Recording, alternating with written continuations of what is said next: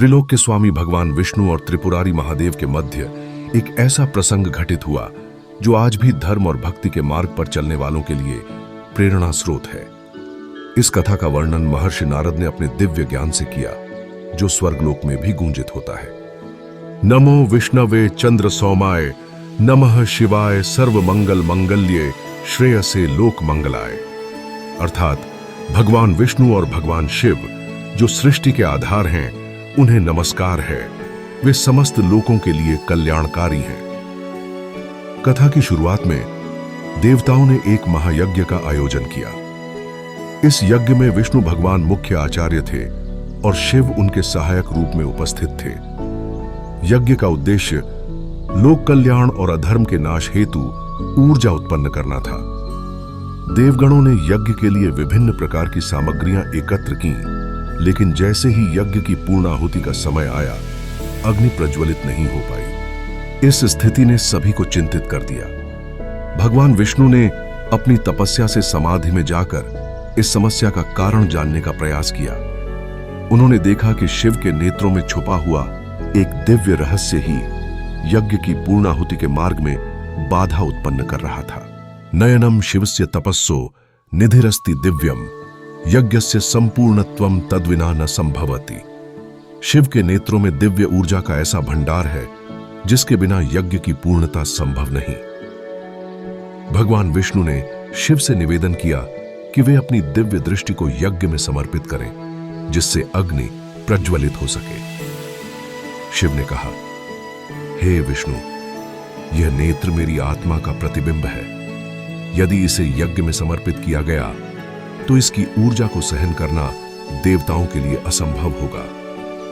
तब विष्णु ने अपनी करुणा और तपस्या के बल पर शिव को अपनी आंखों का दान करने का प्रस्ताव दिया। शिव इस प्रस्ताव से स्तब्ध थे। उन्होंने कहा, हे नारायण, आपकी आंखें तो समस्त सृष्टि का आधार हैं। यदि आपने अपनी आंखें समर्पित कर दी तो संसार में अंधकार छा जाएगा। लेकिन विष्णु अडिग थे। उन्होंने अपनी एक आंख शिव को अर्पित कर दी। जैसे ही यह घटना हुई, यज्ञ की अग्नि प्रज्वलित हो उठी और समस्त देवताओं ने इस अद्वितीय त्याग और करुणा के लिए विष्णु की स्तुति की। दृष्टिदानेन विष्णु शिवाय यज्ञार्थम त्रैलोक्यम पुनरुद्भासितम तमोनाशाय। विष्णु ने अपनी दृष्टि शिव को अर्पित कर यज्ञ की पूर्ति की और तीनों लोकों को तमस से मुक्त किया। इस त्याग के पश्चात शिव और विष्णु के मध्य एक नया संबंध उत्पन्न हुआ। शिव ने विष्णु को वरदान दिया कि जो भी इस प्रसंग का स्मरण करेगा वह समस्त बाधाओं से मुक्त हो जाएगा। भगवान विष्णु और भगवान शिव के त्याग और करुणा से यज्ञ की अग्नि प्रज्वलित हो चुकी थी। चारों ओर प्रकाश फैल गया और देवताओं के मुख पर प्रसन्नता झलकने लगी। इस दिव्य घटना के पश्चात शिव और विष्णु ने संसार के कल्याण हेतु एक महत्वपूर्ण संवाद किया। शिवो विष्णु समासीनः लोकानां हितकारिणौ, त्यागेन धर्म संस्थानम दानम कर्तव्यमुत्तमम। शिव और विष्णु एक साथ लोक कल्याण के लिए समर्पित होकर बैठे। उन्होंने यह कहा कि त्याग ही धर्म का सबसे बड़ा आधार है और दान सभी कर्तव्यों में श्रेष्ठ है। इसके बाद भगवान विष्णु ने अपनी आंख के समर्पण से उत्पन्न दिव्य ऊर्जा को शिव को सौंपा। यह ऊर्जा इतनी शक्तिशाली थी कि उसके प्रभाव से संपूर्ण ब्रह्मांड में हलचल मच गई। देवता, ऋषि मुनि और ब्रह्मलोक के वासी इस दृश्य को देखकर स्तब्ध रह गए। विष्णु नेत्र समर्पणम शिव शक्त्याः समागमः, यत्र सृष्टि पुनर्नव्या, यत्र धर्मः प्रतिष्ठितः। विष्णु की नेत्र ऊर्जा और शिव की शक्ति के संगम से नई सृष्टि की नींव पड़ी। इस संगम ने धर्म को एक नई दिशा दी, जिससे अधर्म का नाश और सत्य की स्थापना हुई। इसके पश्चात भगवान विष्णु ने शिव से एक प्रश्न पूछा, हे महादेव, यह सृष्टि तो तुम्हारी कृपा से चल रही है, परंतु क्या यह सत्य नहीं कि सृष्टि का आधार करुणा और प्रेम है? शिव ने मुस्कुराते हुए कहा, हे नारायण, सृष्टि का आधार प्रेम है, परंतु करुणा वह शक्ति है जो प्रेम को स्थिरता प्रदान करती है। जब तक करुणा और त्याग का भाव नहीं होगा, तब तक सृष्टि में संतुलन असंभव है। प्रेम सृष्टि मूलम करुणा तस्य धारिणी त्याग धर्मस्य पथ्यम सत्यम जीवनस्य सारा। प्रेम सृष्टि का मूल है और करुणा उसकी धारण करने वाली शक्ति है। त्याग धर्म का मार्ग है और सत्य जीवन का सार है। देवताओं ने इस संवाद को सुनकर शिव और विष्णु की स्तुति की। इस क्षण में ब्रह्मा प्रकट हुए और उन्होंने दोनों की प्रशंसा की। ब्रह्मा ने कहा, हे विष्णु और महादेव, आज आपने जो त्याग किया है वह सृष्टि के इतिहास में अमर हो गया है। यह त्याग भविष्य में मानव जाति के लिए प्रेरणा का स्रोत बनेगा। त्यागम विष्णु शिवस्य च अमरत्वम युगेष्वपि सृष्टिरूपकाराय धर्मस्य शाश्वती स्थिति। विष्णु और शिव का त्याग युगों युगों तक अमर रहेगा। यह त्याग सृष्टि के कल्याण और धर्म की शाश्वत स्थापना के लिए है। इस प्रसंग के बाद शिव और विष्णु ने मिलकर लोक कल्याण हेतु एक विशेष नियम बनाया। उन्होंने कहा कि जो भी यह कथा श्रद्धा से सुनेगा और अपने जीवन में त्याग और करुणा का पालन करेगा, उसे किसी भी प्रकार की बाधा का सामना नहीं करना पड़ेगा। यह संवाद इतना प्रभावशाली था कि देवताओं ने इसे दिव्य शास्त्रों में अंकित करने का निर्णय लिया। इसके साथ ही शिव ने अपने त्रिनेत्र की शक्ति को विष्णु की आंख से प्राप्त ऊर्जा के साथ संयोजित किया, जिससे एक नई ऊर्जा का उदय हुआ। इस ऊर्जा को सर्वधर्म प्रकाश नाम दिया गया। त्रिनेत्रे विष्णु नेत्रे च शक्ति संयोग मुत्तमम सर्वधर्म प्रकाशोयम लोके शांति प्रदायकम। शिव और विष्णु की संयुक्त शक्ति से उत्पन्न यह ऊर्जा धर्म के प्रकाश का स्रोत बनी, जो सृष्टि में शांति और सद्भावना फैलाने वाली है। भगवान शिव और विष्णु के त्याग और मिलन से उत्पन्न सर्वधर्म प्रकाश ने त्रिलोक में ऐसी ऊर्जा का संचार किया जिससे अधर्म और तमस का अंत प्रारंभ हो गया। देवताओं ने अपनी कृतज्ञता प्रकट की और ब्रह्मांड में नई व्यवस्था स्थापित करने के लिए इन दोनों महाशक्तियों से मार्गदर्शन मांगा। इस अद्भुत क्षण में भगवान विष्णु ने देवताओं को संबोधित किया, हे देवगण, यह ऊर्जा केवल सृष्टि को संवारने के लिए नहीं, अपितु प्रत्येक प्राणी के भीतर छिपे धर्म और सत्य को जागृत करने के लिए उत्पन्न हुई है। इसे धारण करने का सामर्थ्य हर कोई नहीं रखता, परंतु जो भी इसे आत्मसात करेगा वह सभी प्रकार के मोह और अज्ञान से मुक्त हो जाएगा। सत्यम धर्मश्च आत्मनि यो धृत्वा पावनम भवेत तमसः पारम प्राप्यते ज्ञानम मोक्षाय कल्पते। जो धर्म और सत्य को आत्मसात करता है, अज्ञान से पार पाकर ज्ञान और मोक्ष प्राप्त करता है। देवताओं ने विष्णु के इस उपदेश को सुनकर अपने कर्तव्यों को पुनः परिभाषित करने का निश्चय किया। इस बीच भगवान शिव ने अपने त्रिनेत्र की शक्ति का उपयोग कर यह देखने का प्रयास किया कि सर्वधर्म प्रकाश से उत्पन्न प्रभाव किस प्रकार संपूर्ण सृष्टि को प्रभावित कर रहा है। उन्होंने देखा कि यह ऊर्जा पृथ्वी, पाताल और स्वर्ग में समान रूप से वितरित हो रही थी, परंतु उसका मुख्य केंद्र बिंदु पृथ्वी बनी। धर्म प्रकाशो भूमौ स्थितः लोकानां हितकारिणः शिवस्य कृपया नित्यम विष्णु संगम वर्धनः। यह धर्म प्रकाश पृथ्वी पर स्थित होकर सभी लोगों का कल्याण कर रहा है। यह शिव की कृपा और विष्णु के संगम से निरंतर बढ़ता जा रहा है। पृथ्वी पर इस ऊर्जा ने नदियों, पर्वतों और वनस्पतियों को नया जीवन प्रदान किया। सूखी हुई नदियां पुनः प्रवाहित होने लगीं, निर्जन वन हरियाली से भर गए और मानव जाति ने नई उमंग का अनुभव किया। लेकिन इस ऊर्जा का सबसे बड़ा प्रभाव उन लोगों पर पड़ा जो अपने हृदय में सत्य और धर्म की ज्योति जलाए हुए थे। इस नई व्यवस्था से प्रभावित होकर देवगण और ऋषि मुनि शिव और विष्णु की स्तुति करने लगे। शिव ने अपनी दिव्य दृष्टि से देखा कि यह ऊर्जा केवल कल्याणकारी नहीं है, बल्कि वह धर्म और असत्य के नाश का माध्यम भी बनेगी। यत्र सत्यम च धर्मश्च तत्र प्रकाशः स्थितः यत्र असत्यम च अधर्मश्च तत्र तमः विनाशनम। जहां सत्य और धर्म है वहां प्रकाश स्थित है, और जहां असत्य और अधर्म है वहां यह तमस का विनाश करता है। इस नई ऊर्जा के प्रसार से असुर समुदाय विचलित हो गया। उन्हें इस बात का भय सताने लगा कि यह शक्ति उनके साम्राज्य का अंत कर देगी। असुरों के राजा ने अपनी सभा बुलाई और सभी से पूछा, यह कौन सी शक्ति है जो हमारी योजनाओं को विफल कर रही है? तब असुरों के बीच से एक महाबली असुर उठा और उसने कहा, हे राजन, यह शक्ति शिव और विष्णु के मिलन का परिणाम है। इसका प्रभाव केवल धर्म के अनुयायियों पर पड़ता है। हमें इसका सामना करने के लिए अपनी शक्ति को संगठित करना होगा। असुराः चिंतिताः सर्वे धर्म प्रकाशेन बाधिताः शिव विष्णु संयुक्तेन असुर वर्गे भयाकुलाः।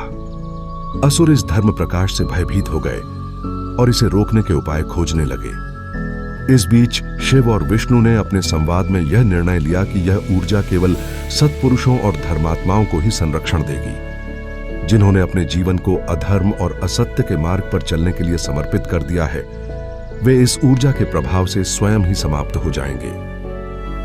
अधर्मिणाम विनाशाय प्रकाशोऽयं विराजते। जो सत्य और धर्म का पालन करते हैं उन्हें कोई बाधा नहीं होगी, परंतु अधर्मियों के विनाश के लिए यह प्रकाश प्रकट हुआ है। असुरों ने इस ऊर्जा को नष्ट करने के लिए एक गुप्त यज्ञ करने का निर्णय लिया जो तमस को पुनः स्थापित कर सके। लेकिन वे यह नहीं जानते थे कि शिव और विष्णु उनकी हर योजना को पहले से ही देख रहे थे। जब असुरों ने तमस को पुनः स्थापित करने के लिए गुप्त यज्ञ आरंभ किया तो उनके राजा ने अपनी सभा में सभी प्रमुख असुरों को बुलाया।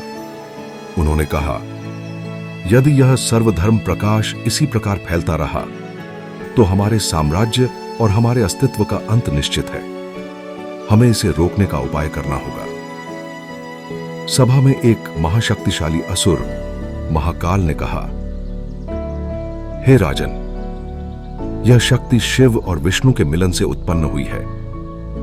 इसे रोकने के लिए हमें ऐसा यज्ञ करना होगा जो तमस और अधर्म को नई शक्ति प्रदान करे। इसके लिए हमें पाताल लोक के सबसे गहरे हिस्से से तमोगुण मणि को लाना होगा। यह मणि ही हमारे यज्ञ को शक्ति प्रदान करेगी। तमोमणि पाताल गर्भे यज्ञस्य सिद्धिकर्ता असुराणाम विजयाय तमोगुणस्य धारिणी। तमोगुण मणि पाताल के गर्भ में स्थित है और यज्ञ को पूर्णता प्रदान करने वाली शक्ति है। महाकाल और अन्य असुर पाताल लोक के गर्भ में प्रवेश कर गए। उन्होंने मणि को प्राप्त करने के लिए कठिन तप किया और अपने प्राणों को भी दांव पर लगा दिया। लेकिन जैसे ही उन्होंने मणि को स्पर्श किया, शिव और विष्णु को इसकी सूचना तुरंत प्राप्त हो गई। शिव ने विष्णु से कहा, हे नारायण, असुरों का उद्देश्य केवल तमस का विस्तार करना नहीं है, बल्कि धर्म और सत्य को समाप्त करना है। हमें इस तमोगुण मणि को असुरों के हाथों में जाने से रोकना होगा। धर्म रक्षणाय यत्नम सत्यस्य स्थापनाय तमोमणे नाशं कर्तुं सन्नद्धौ वयं सदा। धर्म की रक्षा और सत्य की स्थापना के लिए हमें सदैव तत्पर रहना चाहिए। इसके पश्चात शिव और विष्णु ने अपनी शक्ति को एकत्रित कर एक अद्वितीय रूप धारण किया। उनका यह रूप हरिहर कहलाया। हरिहर रूप में वे अजेय और अपरिमित शक्ति से युक्त हो गए। उन्होंने अपनी इस शक्ति से पाताल लोक की ओर प्रस्थान किया। पाताल लोक में असुरों ने तमोगुण मणि को यज्ञ वेदी पर स्थापित कर दिया था। जैसे ही वे यज्ञ आरंभ करने वाले थे, हरिहर रूप में शिव और विष्णु वहां प्रकट हुए। उनका तेज इतना प्रचंड था कि असुर क्षण भर के लिए अंधे हो गए। हरिहर रूपेण संयुक्तो शिव विष्णु महामते असुराणाम तमोहनम लोक कल्याणकारिणो। हरिहर रूप में शिव और विष्णु ने असुरों का तमस नष्ट कर दिया और लोक कल्याण की दिशा में अग्रसर हुए। महाकाल ने अपने समस्त बल का उपयोग कर हरिहर रूप पर आक्रमण किया, लेकिन उनकी हर योजना विफल रही। शिव और विष्णु ने मणि को अपने नियंत्रण में ले लिया और इसे ब्रह्मांड से हमेशा के लिए नष्ट करने का निर्णय लिया। इस बीच देवताओं ने स्वर्ग में इस युद्ध का दृश्य देखा और अपनी स्तुति गीतों से शिव और विष्णु को शक्ति प्रदान की। देवगणैः स्तुतो हरिहरो जय शब्दैः पूरितम नभ सत्य धर्म नियामको तमोनाशाय संप्रस्थितो। देवताओं ने हरिहर का जय घोष किया और ब्रह्मांड सत्य और धर्म से परिपूर्ण हो गया। तमोगुण मणि को नष्ट करते समय शिव और विष्णु ने उसे ब्रह्मांड के चारों कोनों में विभाजित कर दिया ताकि वह कभी पुनः संगठित न हो सके। इसके साथ ही उन्होंने देवताओं और मानव जाति को यह संदेश दिया कि धर्म की शक्ति सदा सत्य और करुणा में निहित है। असुरों की हार ने ब्रह्मांड में धर्म और सत्य की स्थापना की, परंतु हरिहर ने यह भी चेतावनी दी कि तमस और अधर्म के बीज कभी समाप्त नहीं होते। वे केवल छिप जाते हैं और उचित समय पर फिर उभरते हैं। इसलिए धर्म के अनुयायियों को सदैव सतर्क रहना चाहिए। धर्मो नित्यम जागृतः सत्यम च सर्वदा स्थिरम तमसः यदा पुनर्जायते तदा धर्मः पुनर्निर्मितः। धर्म सदा जागृत रहता है और सत्य हमेशा स्थिर रहता है। जब तमस पुनः उत्पन्न होता है तो धर्म उसे नष्ट करने के लिए पुनः प्रकट होता है। इसके बाद शिव और विष्णु ने हरिहर रूप का त्याग किया और अपने अपने स्वरूप में लौट आए। इस घटना ने देवताओं और मानव जाति को यह सिखाया कि सृष्टि का संतुलन बनाए रखने के लिए त्याग, करुणा और धर्म का पालन आवश्यक है। हरिहर रूप से असुरों का तमस नष्ट करने के पश्चात शिव और विष्णु अपने अपने धाम लौट गए, किंतु ब्रह्मांड में धर्म और सत्य की स्थापना के बाद भी एक अज्ञात भय देवताओं और मनुष्यों के हृदय में व्याप्त हो गया। यह भय था कि अधर्म और तमस के अवशेष कहीं किसी कोने में फिर से संगठित न हो जाएं। देवताओं ने ब्रह्मा जी से प्रार्थना की कि वे इस समस्या का समाधान बताएं। ब्रह्मा जी ने कहा, सत्य और धर्म का पालन करना जितना आवश्यक है उतना ही महत्वपूर्ण है उसे सजीव बनाए रखना। तमस और अधर्म कभी पूरी तरह समाप्त नहीं होते, वे केवल नष्ट हुए अंशों से पुनः जन्म लेने का प्रयास करते हैं। इसके लिए हमें हर युग में धर्म की रक्षा हेतु किसी अवतार या शक्ति का निर्माण करना होगा। धर्मस्य रक्षणम नित्यम सत्यस्य पालनम सदा यदा यदा अधर्मो जायते तदा अवतारः निश्चितः। धर्म और सत्य की रक्षा के लिए जब जब अधर्म उत्पन्न होता है तब तब किसी अवतार का आगमन होता है। ब्रह्मा जी ने यह भी बताया कि तमोगुण मणि के विभाजित अंश ब्रह्मांड के चारों दिशाओं में बिखरे हैं। यद्यपि वे निष्क्रिय हैं, परंतु यदि कोई अत्यंत शक्तिशाली असुर या अधार्मिक प्राणी उन्हें पुनः सक्रिय कर दे तो तमस का प्रभाव फिर से बढ़ सकता है। देवताओं ने यह सुनकर विष्णु और शिव की शरण ली। भगवान विष्णु ने कहा, हे देवगण, इन तमस के अंशों को नष्ट करना सरल नहीं है, क्योंकि ये ब्रह्मांडीय संतुलन का हिस्सा बन चुके हैं। परंतु हम इन्हें जागृत होने से रोकने के लिए ब्रह्मांड में धर्म के ऐसे स्तंभ स्थापित करेंगे जो प्रत्येक युग में सत्य और करुणा का मार्ग दिखाएंगे।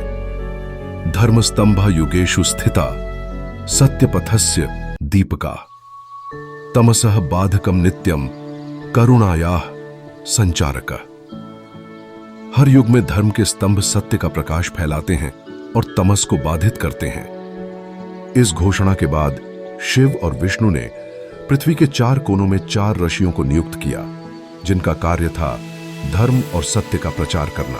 ऋषि अपने तप और ज्ञान से समाज को दिशा देने लगे, परंतु तमस के अवशेष अब भी पृथ्वी के गहरे स्थानों में छिपे हुए थे। पृथ्वी के उत्तर दिशा में एक घना वन था जिसे अंधकार वन के नाम से जाना जाता था। यह वही स्थान था जहां तमोगुण मणि का एक हिस्सा छिपा हुआ था। इस वन में एक असुर कालनेमिची आए ने ध्यान लगाकर अपनी शक्ति को बढ़ाना शुरू कर दिया। कालनेमी ने तमस के अंश को पहचान लिया और उसे जागृत करने के लिए एक भयंकर यज्ञ आरंभ कर दिया। असुरेण कालनेमिना तमसः जागरणम कृतम अधर्मस्य प्रवाहाय यज्ञो घोरो विधीयते। असुर कालनेमी ने तमस को जागृत करने के लिए एक भयंकर यज्ञ किया। यह यज्ञ इतना प्रबल था कि उसकी ऊर्जा स्वर्ग लोक तक पहुंच गई। देवताओं ने इसे देखकर तुरंत शिव और विष्णु को सूचित किया। भगवान शिव ने कहा, यह यज्ञ केवल तमस को पुनर्जीवित करने का प्रयास नहीं है, यह ब्रह्मांडीय संतुलन को तोड़ने का प्रयास है। हमें इसे रोकने के लिए तुरंत कोई उपाय करना होगा। विष्णु ने कहा, इस बार हमें केवल असुर को हराने तक सीमित नहीं रहना चाहिए, बल्कि तमस के अंशों को पूर्ण रूप से नियंत्रित करना होगा। शिव और विष्णु ने मिलकर अपनी शक्तियों को एकत्रित किया और धर्म शक्ति नामक एक दिव्य शक्ति की रचना की। यह शक्ति ऐसी थी जो केवल धर्म के मार्ग पर चलने वाले प्राणियों की सहायता करती थी और अधर्म को समाप्त करती थी। धर्म शक्ति को 4 दिशाओं में भेजा गया जहां तमस के अंश छिपे हुए थे। धर्म शक्ति शिव विष्णुभ्यान संयुक्ता लोक रक्षका यत्र यत्र तमसः स्थिति तत्र तत्र जयप्रदा।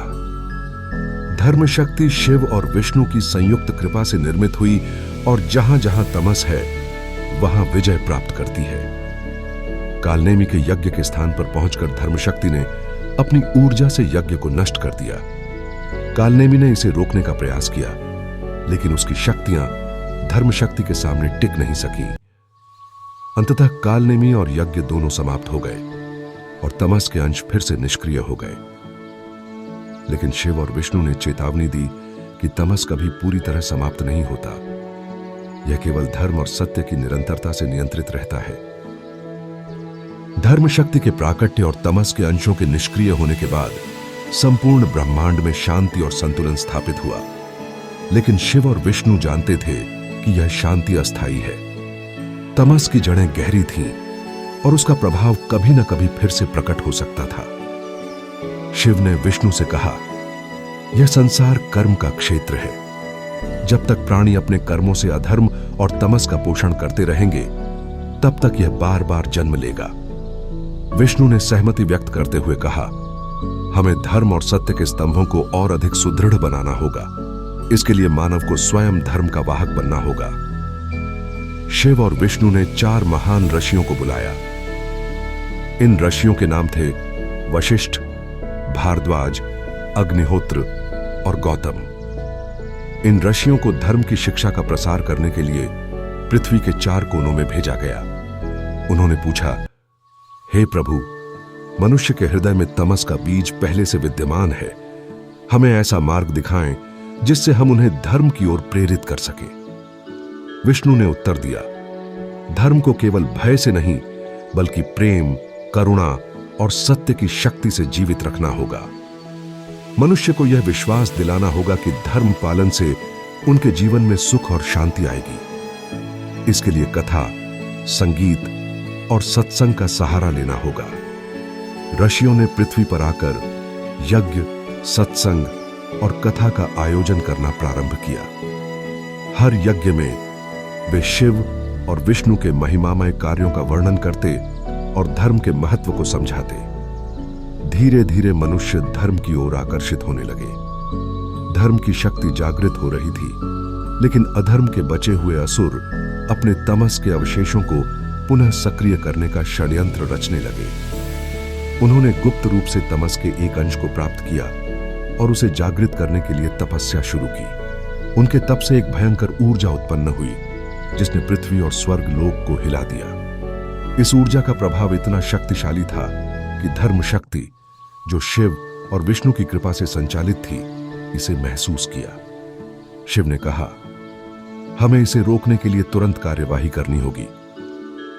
विष्णु ने अपनी सुदर्शन चक्र और शिव ने अपने त्रिशूल के माध्यम से एक दिव्य शक्ति उत्पन्न की। इस शक्ति ने धर्म शक्ति को और अधिक सुदृढ़ कर दिया और तमस के अंश को नष्ट कर दिया। तमस का प्रभाव समाप्त होने के बाद शिव ने कहा, धर्म और अधर्म का संघर्ष सदा रहेगा। यह संसार संतुलन पर आधारित है, लेकिन धर्म के मार्ग पर चलने वाले सदा विजय प्राप्त करेंगे। धर्म की विजय के पश्चात ब्रह्मांड में एक गहरी शांति छा गई। सभी ऋषि, देवता और मानव जाति ने इस विजय का उत्सव मनाया। उन्होंने शिव और विष्णु की स्तुति की और इस बात का प्रण लिया कि वे धर्म के मार्ग पर सदा अडिग रहेंगे। धर्म और अधर्म का यह संघर्ष शाश्वत है। हर युग में, हर समय में यह संघर्ष अपनी नई रूपरेखा में प्रकट होता रहेगा। परंतु धर्म की जड़ें जितनी गहरी होंगी, अधर्म का नाश उतनी ही शीघ्रता से होगा। यह कथा मानवता को यह संदेश देती है कि सत्य, करुणा और धर्म के मार्ग पर चलना ही जीवन का सबसे बड़ा लक्ष्य है। एवं सर्वे भवन्तु सुखिनः सर्वे सन्तु निरामयाः सर्वे भद्राणि पश्यन्तु मा कश्चित् दुःख भाग् भवेत्। इस प्रार्थना के साथ इस कथा का समापन होता है। धर्म की विजय सदा होती रहे, यही ईश्वर से प्रार्थना है। दोस्तों, कहानियां केवल सुनने के लिए नहीं होती, वे हमें जीने की प्रेरणा देती हैं। हमारे चैनल टेक्नो मिरर पर हम आपको ऐसी कहानियों से जोड़ते हैं जो आपके मन, आत्मा और सोच को झकझोर देंगी। अगर आपको यह कहानी पसंद आई हो तो इसे लाइक करें, चैनल को सब्सक्राइब करें और अपने विचार हमें जरूर बताएं, क्योंकि हर कहानी के पीछे छुपा है एक ऐसा संदेश जो आपकी जिंदगी बदल सकता है। जुड़े रहें, क्योंकि अगली कहानी और भी खास होने वाली है।